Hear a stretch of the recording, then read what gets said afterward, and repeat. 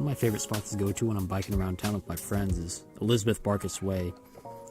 It's a tall neighborhood on the outskirts of Fortuna and sits right across from the Gene Lucas Community Center beside Newburgh Park. And honestly, the neighborhood is nothing super special or eventful.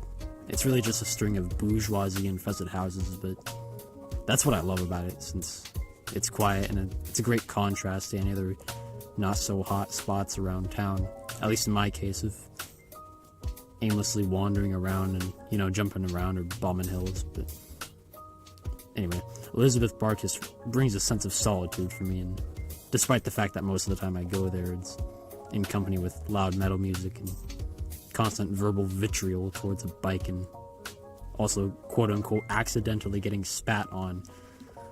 There's some envy to be had for all the people who have a plate full of that American dream cuisine, but I'll say for one thing that I only really began creating a mental layout for my town once I started biking regularly a few years back, starting around freshman year. Prior to that, I grew up with which any trip would need to deal with my mother's maternal customs.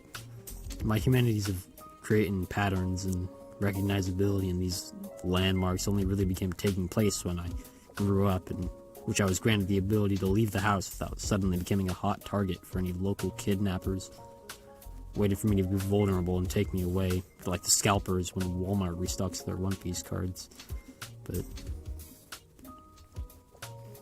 But I could list off multiple different attributes and connections that I have personally applied to any homemade regions of town, applying personal experience or shared experiences with friends, forming underlying meanings for different places, things, words, or phrases that you just kind of can't empathize with or explain in any form.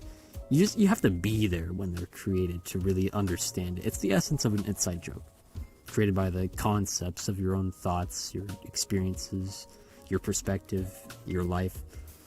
In the case of Elizabeth Barcus, though, I first joked with the street's name and calling it the Bourgeoisie Road because it just sounds like a neighborhood built upon stacks and stacks of cold, hard cash. It looks like it, too. It's big, beautiful houses, wavering lawns with a horizon of hills in the distance, the pink sunlight reflecting off the trees, and at the end of the road, which is my favorite part, a roundabout in the shade by hedges and tall, thin trees, with only 2 houses surrounding it. There's nothing there, and that's why I love it. I know that Zillow rated it 64 out of 100 on the bike scale, which is it's just complete blasphemy to me. But there's some envy to be had for those people that live on Elizabeth Barcus. Envy of living the American dream, I guess you could say. But of course, the residents don't live a life of perfection and utopia. Those houses cost a range of $500,000 to $1.3 million, but it is California, so it costs about that much to live in my neighbor's garden shed. The point is, though, is that a life of money and content is not devoid of struggle. The reality of it is pretty counterintuitive, stale, and boring. Although I say that pretty haphazardly, because I'm not Dr. Moneybags, but you understand what I'm saying. You know the trope.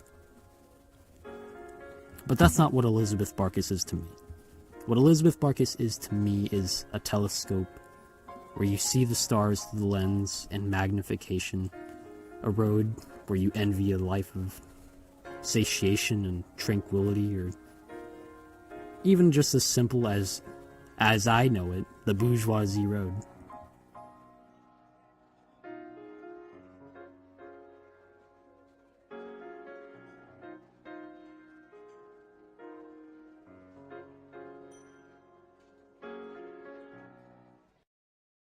And also, it's pretty funny to piss off some white dog at the top of the hill. So I'll rate Elizabeth Barcus 5 high-interest saving accounts out of 5.